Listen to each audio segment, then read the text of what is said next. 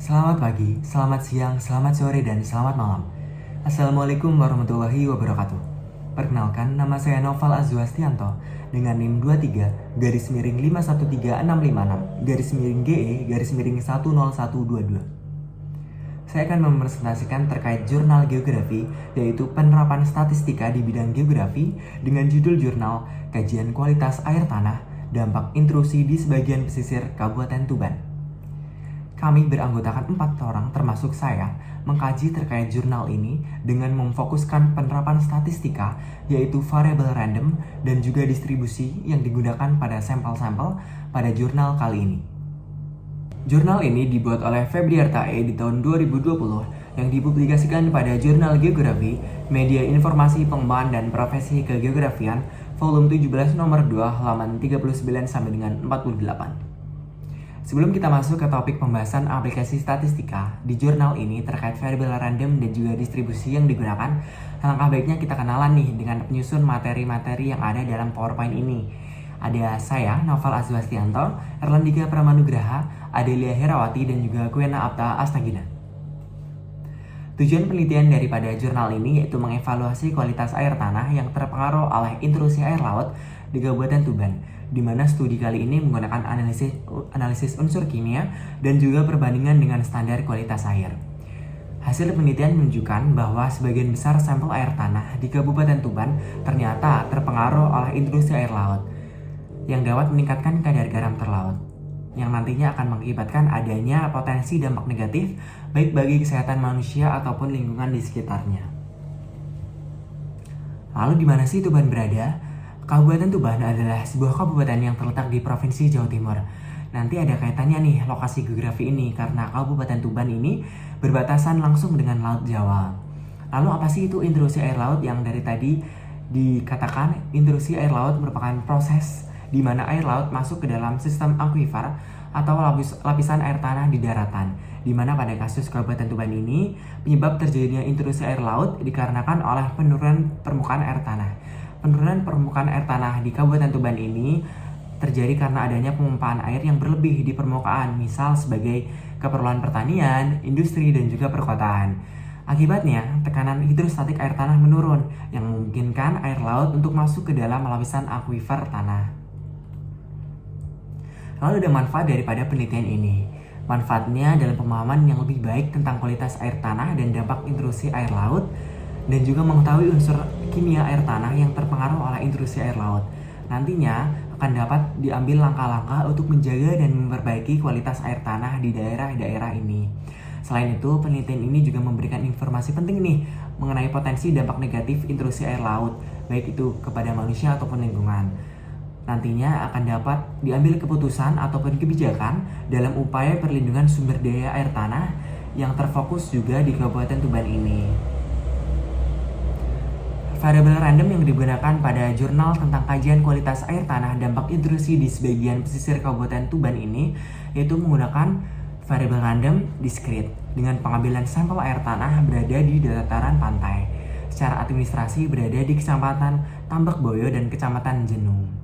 Nah, metode pengambilan titik sampel air tanah ini menggunakan purposive sampling, di mana ini mempertimbangkan sampel air tanah yang digunakan sehari-hari nih ataupun kegiatan domestik yang mewakili kawasan permukiman. Nah, di jurnal kali ini didapatkan sampel sejumlah 12 titik pengambilan dengan sumber air sampel berasal dari 6 titik dari sumur bor atau SB dan juga 6 titik dari sumur gali atau SG. Lalu ada parameter yang digunakan pada jurnal ini yaitu unsur dari parameter biologi, E. coli dan E. coli total, unsur dari parameter fisik, bau, total zat adat atau TDS, rasa dan daya hantar listrik atau DHL, unsur dari parameter kimia lainnya unsur besi Fe, klorida, natrium sulfat dan lain sebagainya. Lalu ada unsur dari parameter anorganik yaitu nitrit dan juga nitrat. Lalu yang terakhir ada unsur dari parameter perbandingan ion, baik itu ion positif maupun ion negatif. Variabel random untuk kali ini yaitu adanya pengaruh intrusi air laut dapat diketahui dengan perbandingan ion muatan baik itu negatif maupun positif. Nah, di sini ada garis biru yang ada di tabel 4 parameter unsur air tanah, ada di nomor 10, nomor 16, 17 dan juga 18. Nah, unsur-unsur kimia ini masuk ke dalam kategori jenis variabel random discrete nih. Variabel random discrete ini adalah variabel yang dapat dihitung dengan nilai yang terbatas ke dalam bilangan bulat ataupun asli, tidak berbentuk pecahan. Dalam kasus ini ataupun kasus sampel ini, perbandingan sampel air terpengaruh oleh intrusi air laut dengan titik sampel merupakan jumlah atau pengaruh intrusi air laut yang ditemukan pada setiap titik sampel yang berupa bilangan bulat dan asli. Misal seperti pada tabel 4 ini, yaitu nomor 10 nomor 16, 17, 19. Ini ada beberapa unsur kimia ion. Dan yang bagian atas ini SB1, SB2, SB20 sampai dengan SB21 merupakan sampel-sampel 6 sampel sumur bor dan juga 6 sampel sumur gali yang tadi telah dijelaskan. Misal pada sumur bor 1 di bagian CL itu ada 28, di bagian HCO ada 51, di bagian CU ada 96 dan juga MG ada 53. Di mana ini merupakan hasil-hasil daripada variabel random discrete itu sendiri.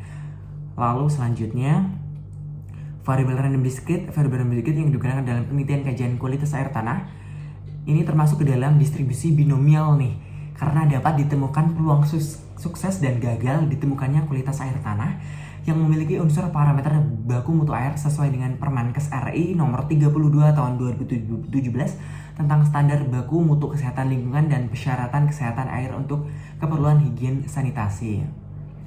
Misalnya ada contoh daripada penerapan distribusi binomial. Penentuan kualitas air tanah menggunakan parameter biologi berupa unsur E. coli. Total dengan sampel air yang diambil sebanyak 12 yang tadi, sampel 6 sumur bor dan juga 6 sumur gali. Didapatkan hasil bahwa 7 sampel memiliki nilai yang masih dalam kategori baku mutu yang ditetapkan, sedangkan 5 sampel memiliki nilai yang melebihi batas baku mutu.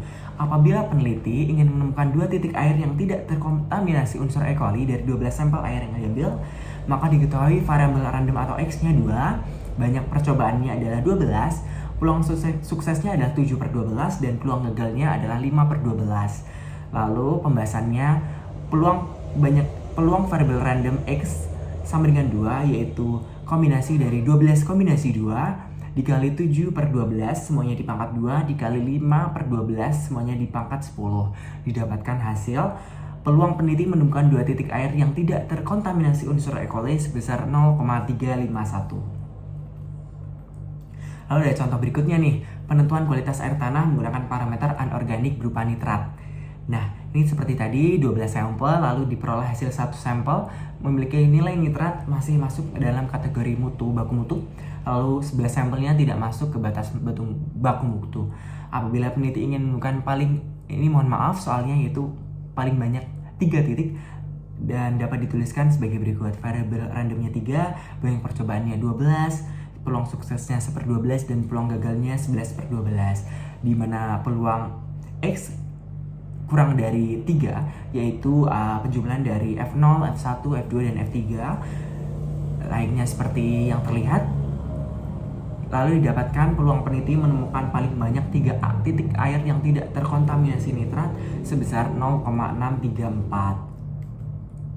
Nah, hasil penggunaan variabel random discrete dan distribusi binomial juga dapat menghasilkan sebaran nilai perbandingan ion terhadap air sebagai berikut. Misal di tabel 5 ini ada sebaran nilai perbandingan ion terhadap air tanah.